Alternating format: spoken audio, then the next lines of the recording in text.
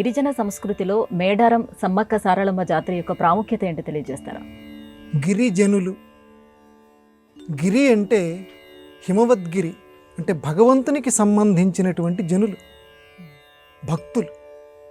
ఆ గిరిజన సంస్కృతిలో చక్కనైనటువంటి ఆ భక్తిభావ తత్పరతకి నిలువుటద్దంగా ఉండేటువంటి సమ్మక్క సారలమ్మ, అందులోనూ మన తెలంగాణ ప్రభుత్వం అంగరంగ వైభోగంగా కొత్తగా పునఃప్రతిష్ఠాపించినటువంటి గద్దెలతోటి చాలా వైభవపేతంగా కన్నుల విందుగా జరుగుతోంది. ఏమిటండి సమ్మక్క సారలమ్మ?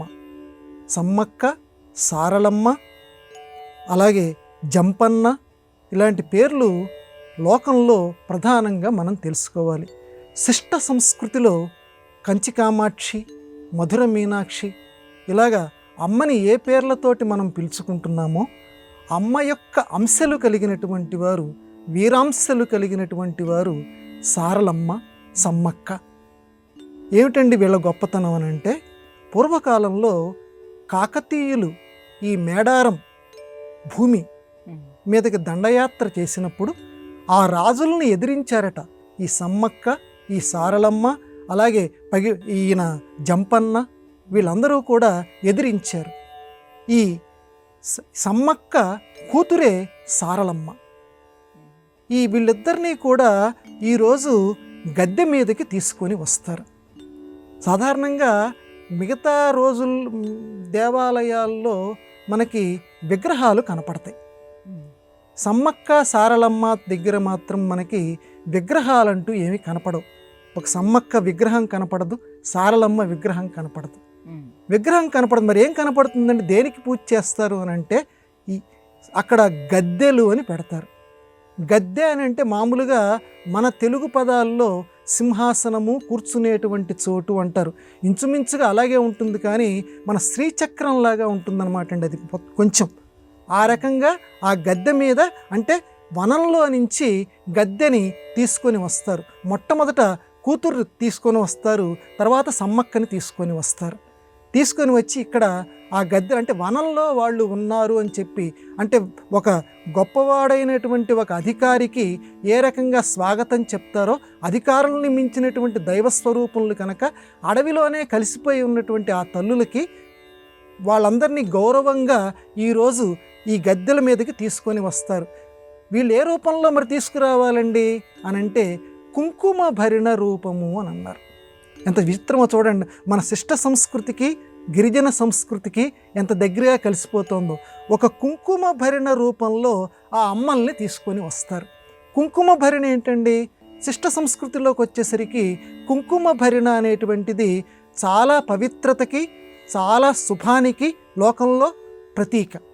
ఆ రకంగానే అమ్మని కూడా, ఆ సమ్మక్క సారలమ్మల్ని కూడా శుభస్వరూపుల్ని కింద, శివుడు అనేటువంటి పేరులో, లేదా శివుడిని అయితే శివ అంటాం, పార్వతీ అమ్మవారిని శివ అని దీర్ఘం తీస్తాం. ఆ రకంగానే ఆ శివ అనే పదానికి శుభము అని అర్థం, అంతకంటే ఏమి లేదు. శం కరోతి ఇతి శంకరః, శివం కరోతి ఇతి శివ. కాబట్టి శుభాన్ని కలిగించేటువంటి వాడు. కాబట్టి శుభం అనేది దేనివల్ల వస్తుంది? మనం చేసేటువంటి మంచి చేతల వల్ల.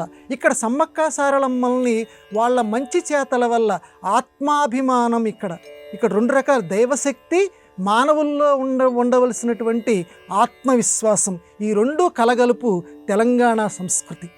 ఒక ఆత్మవిశ్వాసం. ఎవరైనా మన గడ్డ మీదకి దండయాత్ర చేస్తే ఎదిరించాలి. ఎదిరించి వాళ్ళని ఏ రకంగా అయినా సరే ఇక్కడి నుంచి వెళ్ళగొట్టడానికి ప్రయత్నం చేయాలి. మేడారం జాతర, జంపన్న అనేటువంటి ఈ సోదరుడు కూడా ఆ రకంగా ఎదిరించాలని ప్రయత్నం చేసి చివరికి ఆ కాకతీయ రాజులు పట్టుకోబోతుంటే ఒక వాగులో దూకుతాడు. ఇప్పటికీ కూడా జంపన్న వాగులో అందరూ స్నానాలు కూడా చేస్తుంటారు. చాలా లేత ఎరుపు రంగు కూడా భక్తులకి అక్కడ కనపడుతూ ఉంటుంది. ఎందుకంటే ఆనాటి జంపన్న మునిగిపోయేట, కాకతీయులకు చిక్కకూడదు అని చెప్పి. ఆ రకంగా నాటి శక్తుల్ని తలుచుకుంటూ, వారి శక్తి విశేషాలని తలుచుకుంటూ, ఈనాటికి కూడా మనలో వాళ్ళ యొక్క అనుగ్రహం కావాలి అని కోరుకుంటూ గద్దెలకి మొక్కుకునేటువంటి పరమ పవిత్రమైనటువంటి తెలంగాణ కుంభమేళ, మధుర పదార్థమైనటువంటి బెల్లాన్ని ఇక్కడ ఇందాక నేను చెప్పినటువంటి గద్దెలకి నైవేద్యం కింద పెడతారు. ఇక్కడ బంగారం అంటే మామూలుగా తెలంగాణ సంస్కృతిలో దసరాల్లో జమ్మి ఆకుని ఏ రకంగా మనం బంగారం అంటామో, ఇక్కడ కూడా ఈ గిరిజన సంస్కృతిలో బెల్లాన్ని, మధుర పదార్థమైనటువంటి బెల్లాన్ని ఇక్కడ బంగారం కింద భావించి అమ్మవారికి నైవేద్యం కింద పెడతారు. ఇప్పటికీ తెలంగాణ రవాణా సంస్థ కూడా అక్కడికి వెళ్ళలేనటువంటి వాళ్ళ కోసం కొంత రుసుము కనుక చెల్లిస్తే ఆ బంగారాన్ని బంగారం అంటే ఇక్కడ బెల్లము అనేటువంటి బంగారాన్ని నైవేద్యం కింద ఇప్పుడు పంపిస్తూ ఉన్నది.